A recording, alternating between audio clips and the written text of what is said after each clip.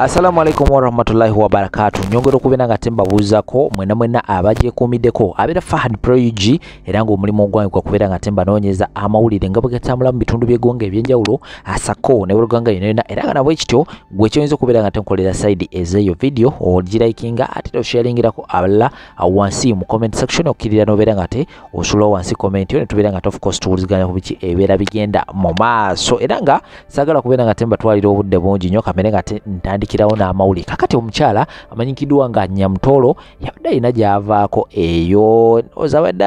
ina abakulu be yadde asudde okubeera nga te asinkana era ng'eno gye yabadde n'omukulu amanyikidwa nga Balamu era nga ne Balamu ono naye minisita mulamba bonna aba bambi bonna ba minisita munnange waliwo akatambi akafulumye katwewunyisiza nnyo kewunyisiza nnyo abantu era buli omu ekyamazima yavuddewo yeewunyaga mukyala honorable mukyala mufumbo ono gwe tumanyi obulungi mukyala w'Edirisa Musuuza Balamu ayinza mukola atya kwatame kigenda maaso Nyamtolo yabadde ageza kubeera nga te ayingira emmotoka bw'ati omukono gwa Balamu simanyi oba gwawabye buwabi oba gwakoze gutya naye ayina we yakutte kwegamba tukugaba buli omu yasigadde yeebuuza akatambi ngenda kubeera nga te kakuzannyira osobola okubeera nga te olaba embeera nga bwe yatambudde side ezoyo nga Balamu ng'alina mukyala wa Edirisa Musuuza era ng'abantu bangi nnyo bayogedde bannaye vidiyo eyo yabaddeko comments simanyi oba nnyinza okubeera nga te zibayitira sijja zibayitiramu naye nga okusinziira ka vidiyo naawe oyinza okwogeza omala okubeera nga te okalaba kida wasawo mu comment section obeere nga te osuulawo endowooza yo gwe olowooza ki omukyala omufumbo ng'ono nga te wakitiibwa yandibadde akwatibwa mu mbeera bweti oba so bibedde bigenda mu side ezewe nabankujeeyo nanemboozi gyengenda okubeera nga tembazannyira tuula kalira giwa obudde kubanga erimu ebyokuyiga bingi nnyo enyuma naye ate n'ebyokuyiga abeeramu biyitirivu nnyo nga bwe nabategeeza nti wano tetukuwa buwi just kutuula kulaba bulabi tukuwa ekintu ate nobeera nga te okijjamu n'ebyokuyiga tugateko omutongole subscribing aka notification bell kalabe bali koneko kajja kubeera nga tekaku alatinga buli nabandese video komawo sako n'amawulire amala mangi nnyo temuvaawo.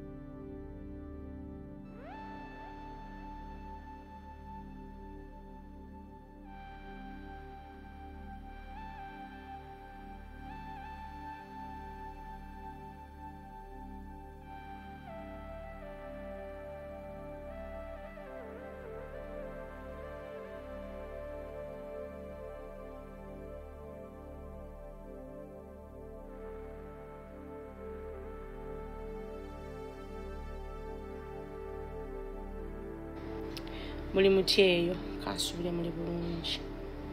eno video yange ndikwogera ekyantuukako nga nze in 2022 nalina otambula nali sikiwadde nnyo I wasn't so excited about it though nali njagala naye nga nali siri excited nnyo kuba nali saagaalika mwana wange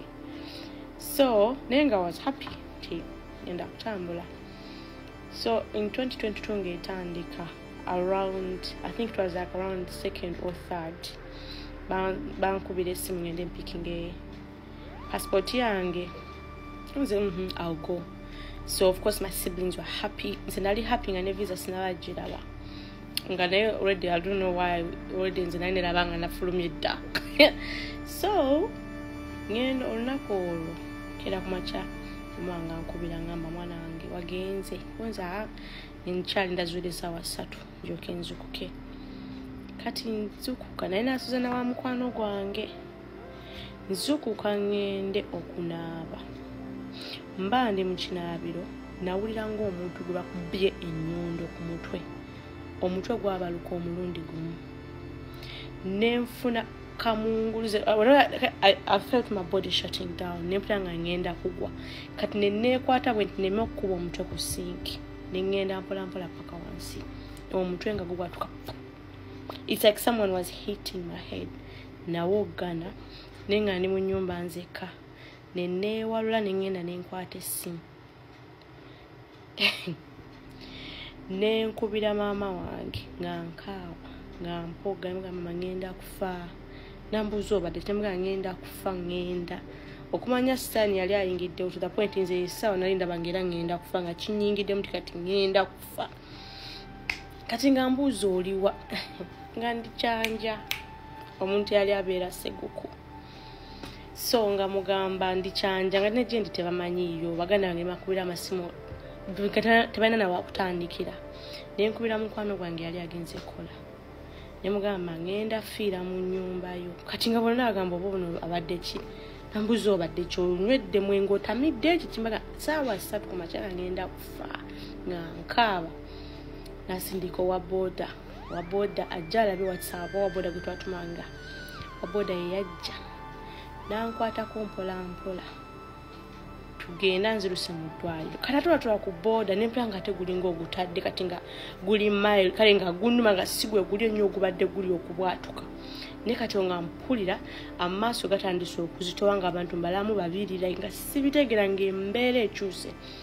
tuvuga kati abayita ekamucha ninga mumanyi kangende nzije lumu passport yange ngende naye wako kusingo gende wakati enkomewo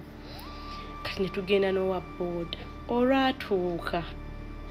mbanyingira offices bane stani mubi era abantu abatamanyi mukama bafa bubi ekyo kyonna kiraba nali nfudde olwayingira bwenti okufuna passport natandika osesema abantu bonna nga bantu na like amaaso nga gazina bwegati like nze nanda amaaso nga ganyenya bwegati ne bankwata abasirikale ne bagamba oh my gosh she's scared nenga what am I scared nali sina kyetira ngantidde ki kasina kyentidde ne bankola ka speed ne bampa ne passport saji kebera namu kuba obulamu bwali bugenda wa boda nankwata kompola nanvuga olwo mama wange ne bato bange banindidde wange kuba nali mbeera Seguku ngendo tuukawo nga mama ninzi kati babonga bakyabitwala byakusaaga nga bakebera passport of course nga visa bampadde bo ne baddamu kusanyuka nze nengane ne bakambuliri ne mama agenda okola nga siri musanyufu ngomu waliwo ekyali kituufu naga tugende mu ddwaliro we Seguku dokita nakebera nagamba alinamu ka typhoid katini tetusanamuwa kitanda it's not that serious nenga it was on and off ngomutwe guli on and off ngabantekako kukanyula abangamba nkomewo the next day kati mama wange ngagamba kansigale wonsule naawe leero ndabe embeera bwegenda okuba yalinga ng'oba ategeddeko ekiro zigenda okwera ssaawa 8 eyo natandika osesema nali nsesemera kumu nga nsesema okusesema kuli okubi nasesema nga neegoga nga omutima gulinga oguli okuvaayo mama naatya nayita baneighbor nga nsesema non-stop omanyi okusema non-stop ng'olinga olina something that is coming out ne banzirusa mu ddwaliro dokita agenda okuddamu okutunako the next day nagata omwana omukazi abadde ki ne baddamu ne bakebera tesituto kati ne typhoid era yalimu neebula ne typhoid gye balabye the previous day nga tekyalimu ne bagamba alabika covid ne banteeka ebigundu bya covid nga teri ne bagamba simanya alabika afunye guno omusujja simanya baguyita batyambuga akuzinasa akyuka bwenti omutwe nga gunuma kati ne bagamba mu bya migraines neziri kugira kumu amaaso nga gakyalaba omukono nga nkyasobola ogusitula namala mu ddwaliro first day second day ne buli lunaku olwakyanga ng'omubiri gweyongera kushatinga down ku lunaku olwokusatu naye sisobola nakuyimusa mukono nga sisobola nakwetwala kufuka nga sisobola nakwenaaza nga bansitula busituzi nga sisobola nakweriisa okumanya devil is a liar ennaku zinamala mu ddwaliro singa mama wange teyali musabikaali kaweddemu ne doctor they had given up kubanga buli lukya neyongeranga nga buli ddagala lye banteekako tebikola bagamba katukole I don't understand bankuba naye okumanya guli omutwe gwannuma day and night non-stop nga bankuba eddagala neebake neebaka at least like nzikire naye nga ne bwe neebaka ndoota ekirooto nga ndaba omuntu ali kunkuba ennyondo ku mutwe kati nga ne mu kirooto omutwe gunkubirayo kati ate nga bwe nzukuka bakwogana bwogani amaaso nga amatala bagagjeeko nga katanda bakabisse nga ninga ali mu nzikiza like nga seetega kulaba any light. Embeera ne tugenda bwetu nga sirya ebbanga enamala mu ddwaliro saalya kintu na kimu. Ekintu kye nali nkola kusesema. I was vomiting to the point nataka nga nsesema malusu. Badokita ne bakola buli kimu ne bakebera ne bakola scan naye nga amazima ga Katonda there was nothing. Jukira tata wange yagamba dokita mukebera omusayi oba mulimu any infection oba buba waliwo like ekirwadde kye tutamanyi. Dokita nabagamba nga result zonna bazalazi there's nothing, she's fine. Kati nabo nga byabasobedde naye embeera unategeera nti Katonda gyali kubanze natuuka n'enkita nga mpulira nsaba nfe nze kennyini omutwe guluma omuntu wenna nga tokubangako guli omutwe gwankuba nekijja omutwe gwanuma day and night non-stop. Mama wange yayita abasumba nga bajja ne bansabira naye nga buli omu yenna amukubira essimu alose muwala wafudde muwala wagenda muwala kati naye kennyini n'akikiriza. Namala okuva mu ddwaliro mama n'aŋŋamba byafulumanga n'agenda wabweru n'akaaba n'akomawo. Nze nali simulaba kuba n'amaaso gakitegala nga I can't open it like I couldn't open my eyes like this. Omutwe nga gunnuma.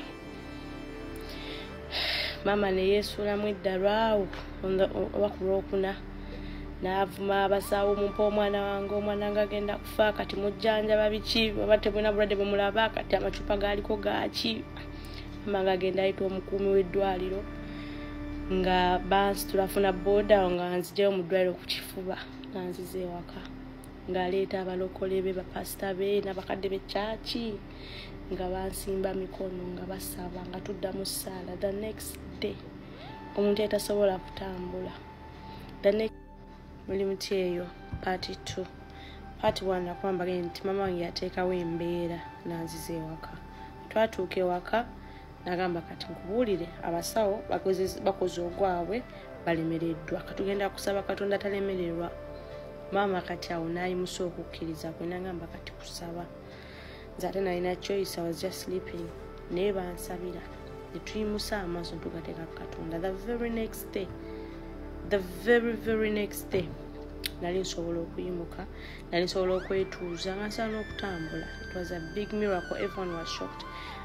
I thank God. Anzijukira ko olunaku nasaba ne mama wange mpulira enjala ennuma. Omuntu yali amaze wiiki nga sirya nga mama mpewe muceere ne kawo. Katonda bw'atyo natandika okunziza engulu mpola era waayitawo omwezi nga gumu n'ekitundu nempitamu like nenfuluma naye ng'embeera teyali nnyangu. Twasaba twakola ekyoto ewaka nga tusaba buli kiro buli lweggulo nga tusaba kuba ebintu byalimu kufana kuwona. Twasabanga nga tufuna ebirooto ebitiisa. Bwe twatandika okusaba the very first day twatandika okusaba nze ne bato bange nga bajja we wange ne tusaba twazuka ekiro nga waliwo omusoto ogwafiiridde wabweru ate tewali yagukubye kwaffe twalowooza abaneebe bakwe ne baneiba nga balowooza naffe ffe twagukubye omusota. Ebintu byali bingi emusaana byogera nga sitaani ye yarwana. Olunaku lwe banzija mu ddwaliro ne banteeka ewaka nali neebase ku makya nalinga olwobaddeko ng'olinga alota naye ng'otuna. Nze nali ntunula nendaba omuntu yajja naye nga omusajja yayingira room naye nga mulabako engeri gye nali neebase nga mulabako magulu like paka nga wano mu kiwato nantunula nanga mwana gwe ogaanye okufa n'afuluma n'agenda. Kati kwekaka nenkyuka nembuuza maama ani oyo nambuuza ani nengamba aliwo omusajja abadde wana ngambuuziza nti nganye okufa. Mama n'agamba ndowooza ono kati omutwe gumulinnye like agenda kugwa eddalo. Naye nga the good thing ti twali tubitegeera like into your speech nga tumanyi nti kati nga tumanyi tulumba stand era mama nagamba era tugenda kufa era tajja kudda kati ye nga ddamu amaanyi tulimuse okukkiriza kwaffe era Katonda yansaasira Katonda abadde mwesigwa mweyembeera mbeera teyali nnyangu ebiseera tebyali byangu yembeera gye nali mpiseemu mu bulamu ne mpulira nga mbutuufu biganye kasiina gwe nsobola kubira nga mbutuufu ndaba neetaaga ssente sina nawe ngenda zijja nga ndi mulwadde twakava mu covid nga n'omulimu tegukyaliwo nga sina na gwe nsobola kubira nga tewali ate Katonda waba n'akukolera asooka n'akwa isolatinga ku bantu eyo embeera nali nga n'emikwano gyange nga sikyabagendamu nga Katonda yanjawula nenze nga sikiraba ebiseera kati saawa eno nkyali nga Katonda kituufu God isolated me okukola omulimu gwe kuba tebyali byangu nzijukira nagenda ewaka naddayo ewaka nenkaaba nga ndaba ebbanga liweddeyo ng'okufuluma biganye nga neŋŋamba mama nkubuulire biganye nenkaaba amaziga mama naŋŋamba mwana wange sitaana alwana naye tawangula Katonda yawangula gwa maaso gateeke ku Katonda naŋŋamba sitaana asitula enfuufu naye tawangula naŋŋamba mbuulirayo sitooli emu gy'owulira nti sitaani yalwana olutalo n'aluwangula tekiriiyo Katonda maaso gateeka Katonda ajja kuyisaawo Katonda yampisaawo Katonda yankolera ekyamagero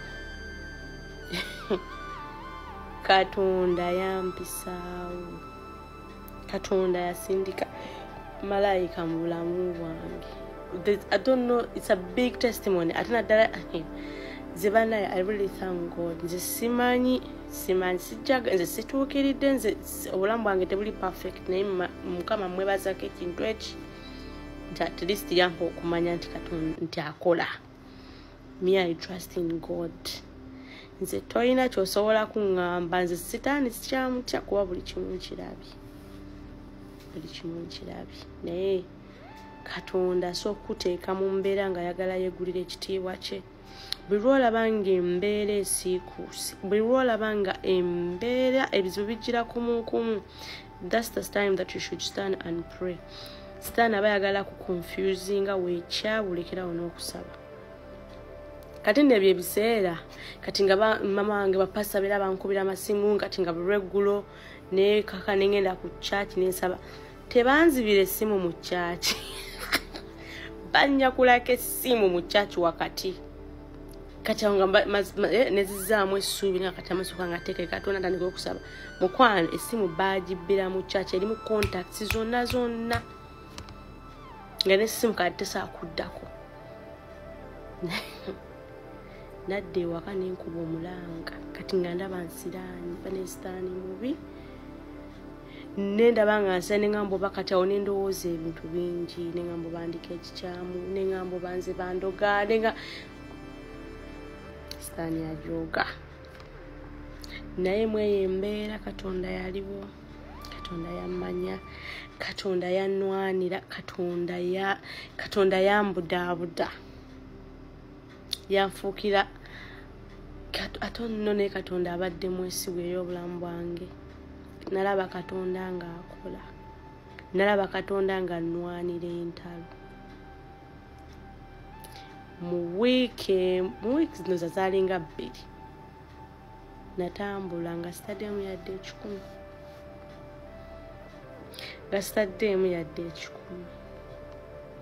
ne I gave up katawo ne nzera omanyi Katonda yanteeka mu mbeera asooka ndage nti you have me alone nze buyambi bwe weetaaga era Mukama mwebaza nti yateekamu eyo embeera yayimusa okukkiriza kwange eri Mukama era naawe ali eyo trust in God eyo embeera gy'olaba ng'ezibuwadde gikwase Mukama gwe gikwase Mukama bimulekere gwe bikwase Katonda osirike Katonda ajja kuyamba Katonda waali buli mbeera gye tuyitamu abaagiraba buli maziga g'okaaba agalaba Katonda waali mwesige mukaabire mugambe buli kyoyagala amaaso gaffe tugajje ku bantu tugateeke Katonda. Bane Katonda atumanyi, Katonda atwagala. Amaaso tugajje ku bantu. Katonda gwe twetaaga si bantu. We need God, not people. We need God. Katonda yamponya nawe asobola okuwonya. Katonda yampisaawo mu ebyo ebiseera nawe asobola okuyisaawo. Nze nali siri musabe ebyo ebiseera, nali nkyalina mu nsi, naye Katonda yambeererawo. Amaaso tugateeke Katonda. Katonda waali ataakola.